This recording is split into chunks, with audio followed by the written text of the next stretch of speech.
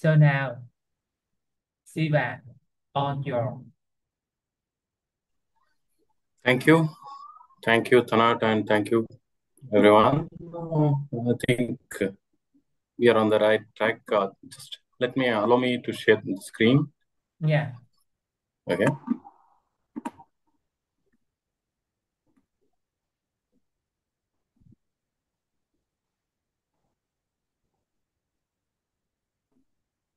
Okay.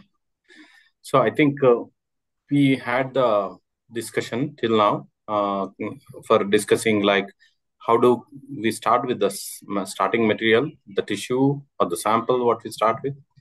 The next, how to use the panel, build the panel, and how QIAGEN helps you to build those panels. And then the final thing, how does this analysis, because this NGS analysis itself is very complex and requires a lot of inputs. So that we have a fear that the analysis of data becomes very cumbersome. You need to have coding language or bioinformatics knowledge. So really, how does QIAGEN team is trying to help you out? So the sister department within QIAGEN, we are working especially as a digital partner for QIAGEN to provide the analysis. So this is what today I will be walking you through. Okay. So ultimately, when we started the today's session, the first two speakers also, the ultimate goal of this clinical scenario or clinical doctors like you who wants to have is a report. That report which clarifies you what is the mutations or molecular alterations, whether it is TMB, fusions, CNV, or single nucleotide mutations. What are their classification? Are they really pathogenic to a particular disease? What is the phenotypes it is given? What does the guidelines like NCCN, AMP, American Molecular Pathology, what do they say about it? What the ClinVar says about it? Are there any clinical trials which are ongoing? Is there an approved drug available for that? Is there a combination of drugs available for that? That is the relevant information which you want to treat a patient. So that's the ultimate goal. From the sample you gave to us, then we want to develop a report which is much more easier. You will be able to create a valid report and develop and report it. Okay. So that is where you have one of the best hands which provides you the references, the evidences, and all the interpretation. Okay. So this is where we are going to help you out. So as I was telling you, the complexity of NGS analysis, even your lab has tested thousands of samples, but still sometimes you find a new mutation or a new novel variants. There is a chance possibility. So you may not be sure what does Cosmic database says about it. Did any guidelines like European or US FDA they have changed anything? Is there a new clinical trial for this mutation which is going for this has been approved or not? So all these questions are there. So especially the complexity of that what I showed you in previous slide. Okay.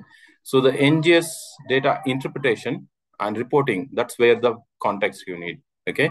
So you have a lot of panels and a lot of things are going through. You have thousands of variants. You need to filter them down. You cannot look into all the thousands going in detail. So you need a variant which helps you to report it.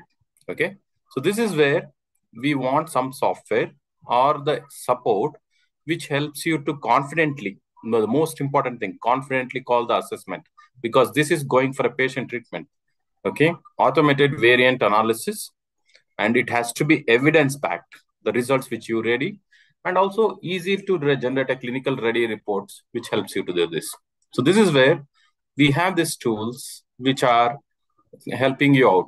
So the first thing is you have the FASTQ generated from the instrument, irrespective of what instrument you generate. We have this CLC Genomics workbench, which can do your data analysis, like taking the FASTQ file and generating a VCF file. So that identifies the variant. Okay. So that is a tool which does. The second is you have taken the VCF file So that VCF file has all the variants informations. What are the mutations? What are their configurations? Everything is there. So now you have a cancer type. That patient had a cancer type.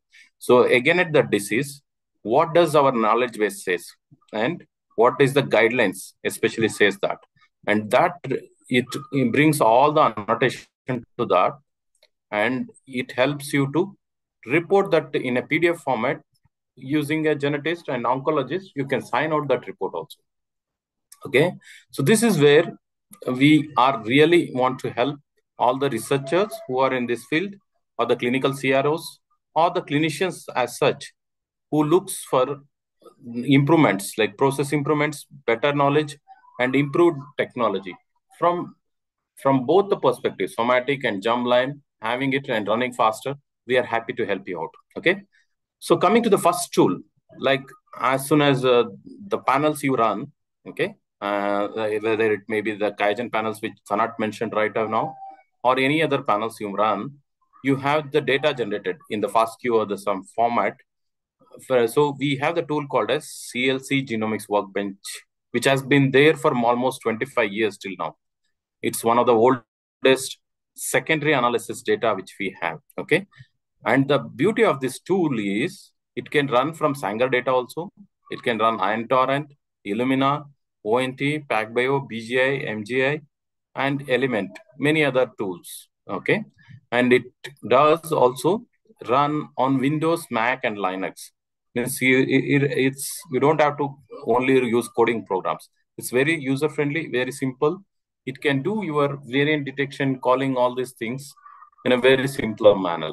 Okay, so they have been a lot of different analysis types it can do. It's not only applied to this one, it can do multiple other things. Like even if you are interested in research side and you want to do single cell analysis or targeted transcriptomics, you have this one. Okay, so that's adding to that. So today you have only 100 samples. I want to run it on desktop, but your simple panels becomes more complex, like the TSO 500 or the cancer comprehensive genomics panel, what our my colleague presented before. And so when you increase more number of samples or more data, you will require a server, or you may go to cloud also. So the same workflow can be installed and run in the cloud module or in the server. So that's what the viability of these tools we provide. Okay, so then how you see, I explained so much. If you ask me a question, Shiv, how this is going to help me out?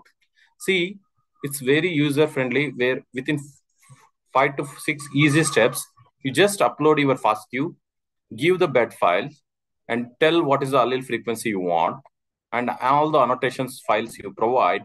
It provides you the results analyzed with the standard tools, where you will have a IGV like browser view, where you can have a mutation. And let me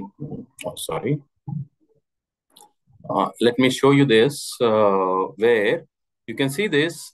When I select a mutation, the list of table which has the mutations and annotations, everything, I can select the mutation. I can look how this is mapped to reference. How are my reads? How much is forward and reverse?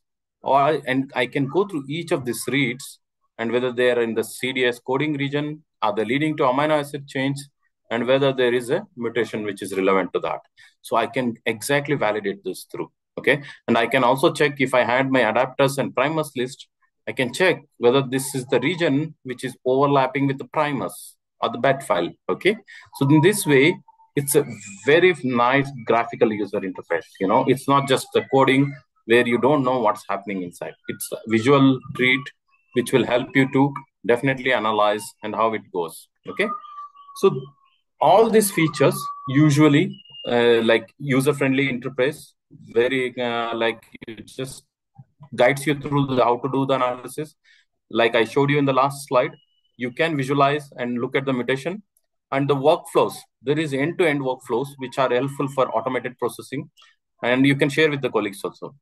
And many of this, like almost many of this, the panels from QIAGEN are well supported with CLC workflows. Okay, and it is ISO certified, and a lot of GMP labs also, big labs are also using it for, because it has audit log as well as fully documented, and everything is well supported.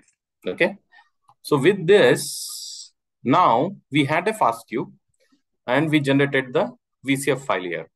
So now the thing is, how do you translate that information in the VCF file into a report which is benefit to a clinician who is trying to help a patient? That's the ultimate goal, what we discussed. So now, for that only, we have a tool called as QIAGEN Clinical Insight. Okay. So feel free to reach out any questions. I'll be going here. So as we discussed, this is the second part. So where QCI takes the VCF file and tries to generate a report. So this is where the biggest thing, like today, lot of people say we have everything. Like I have artificial intelligence, or I can manually curate it. But we have a team which has been doing this for 20 years, more than 25 years. And we have experts who interpret, experts like clinicians, oncologists, researchers like you, and also the geneticists. So who all sit through and curate the content. Okay. And we also have AI and language programming so that it prioritizes some of the variants or the data from the web pages and provides us. And also databases like Cosmic, CleanVar, HGMD, OMEM, and I think almost 40 to 50 databases, we have already integrated it. So if you ask me, like Shiv did last week, there was a clinical trial which was rejected. So then we would have done that in the knowledge base. You don't have to worry about it. So the any like US FDA has approved a new drug last 2 weeks back, so that I can share you it has been added to this one. So we are up to date content, and we are looking for the consistency and the accuracy. This is where we are a trusted content with HIPAA, ISO certified, and also recently we are from the European country perspectives. We have also got IVDR certified. Okay. And all these things have been well recorded in the documentation. So this is where, like, what I was telling you, the key benefits is you don't have to look at 10 different places. Like I am going to cost, I am not going to clinicaltrials.gov where something is going on. Okay. I can do all this analysis by myself, and I can do this analysis with use of QCI, okay, which provides me from each and every patient's perspective what is the molecular function, what is the incidence and guidelines, how it works. Okay. So then, knowing this is the knowledge base, what is sitting behind. How easy or how is difficult is this one? So it's a very user-friendly tool. Again, we try to make it any simple person, even including clinicians who wants to upload their samples and they visualize the informations. It's very easy to follow the steps. And it is through easy 3 steps, where first step, you upload the VCF file, provide all the patient information, relevant ones.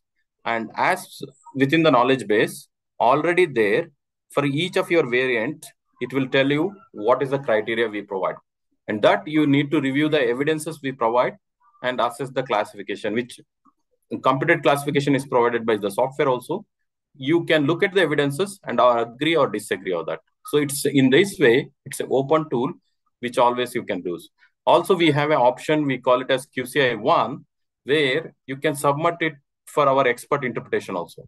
Okay. So we have a team which can help you out for the interpretation also. Okay.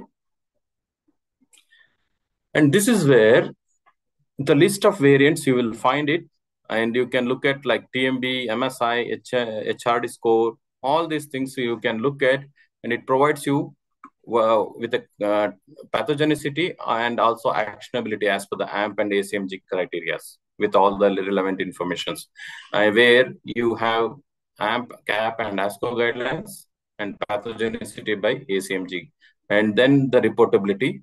And that's what I was mentioning. You always have the open end where if you disagree with the evidences we have provided, or you want to add more rationale to this, It's always easily doable. Okay. And the very important thing is, if you work with larger panels, okay, then more number of variants will be there. So that's where we have settings where you can work out some filter settings of confidence or common variants from the normal population. You can filter out and reduce work on less number of variants annotation. Okay. And also, as you can see, like I am interested to look at only the CNVs or the tier 1A actionability ones. So you can visualize on those by setting on this one. So this settings also helps you to look at only the relevant informations. And also in the variant details page, it gives you what is that software is telling you about the competent classification, what is the effect of mutation, whether it is leading to a gain, means it is in cancer perspective oncogenic role or a tumor suppressor role. What is the impact of the mutation? What is the allele frequency from the reads you got? And the beauty of this is it has cosmic database also, which tells you what is the variant frequency, and also the in silico tools we have, which predicts the whether having this mutation leads to a deleterious protein and thereby causes the cancer. Okay, and ClinVar and NowMat transitions also. So this is how the evidences are provided. Like I am saying, tier 1A and pathogenic, you can see the assessment as per the actionability. It gives you a criteria as well as evidences. So these are evidence backed up, means this will be either from database or publications which are well curated and quality checked. And same applies for pathogenicity also. And you can apply this one as things. And then from the actionability perspective, we have three sections. One is treatment. Okay. What are the drugs? Okay. So the first thing, whether that is sensitive or resistant or not established. What is the evidence guidelines? Whether it is approved or it is at very clinical trial. So the evidence level as per the things. And also indication wise, you can look for specific cancer or you can change it to all cancer type also. So say for example, I'm looking for a NPM mutation. Okay, I know that it is there in AML, but I want to check what if is it present in any other cancer type. So then you can always check in all cancer types also. So that way you can check. And the clinical trials, you can filter down on the phase wise also, or by the location also you can filter it out. And also same way we provide the having this mutation, whether this is helpful for a patient with overall prognosis or response rate or overall survival. So all these informations are provided as backed by the evidences or the references in the prognostic outcomes. Okay. And as I mentioned to you, each of the references, you can look at whether it is coming from database or is it from the curated content from us manually or reference you added also in the lab. You can also add your own references, which will also show the symbol. So that way, end of the day, where exactly the details are coming out. So when you have the variant list, you look at the variant informations, and then the last step, you are signing out the report. So you are looked at how many variants are there, and you are giving an overall comment of what are the guidelines says about it, what is the interactions, and then adding the markers,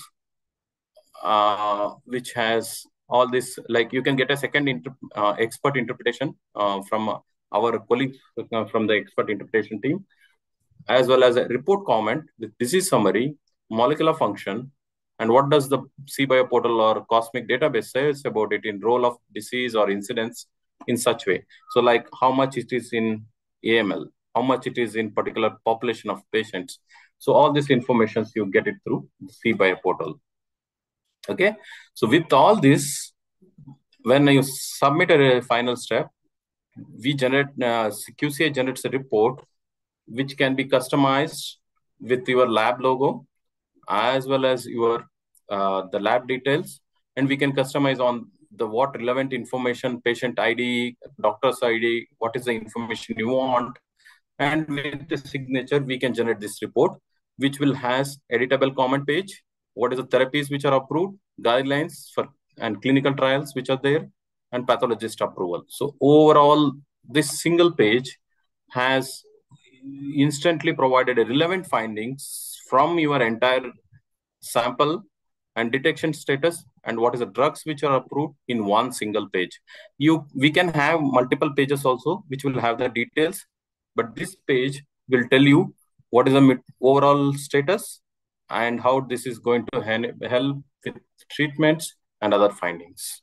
Okay, so this is how. And just to add, just to tell more, like IVDR approved, we got it, and because it's only in Europe. A lot of people wanted to have this in Europe, and it's slowly developing. And also, we are supporting one of the prestigious project like Danish Cancer Genome. So Danish Genome, they are doing whole genome sequencing for all the cancer patients for the last 2 years. So they're using QCI Interpret to support this initiative. Okay, and also we are supporting some pharma partners also with QCI, where they use our interpretation tool to select the right patient for their clinical trials or the drug designing.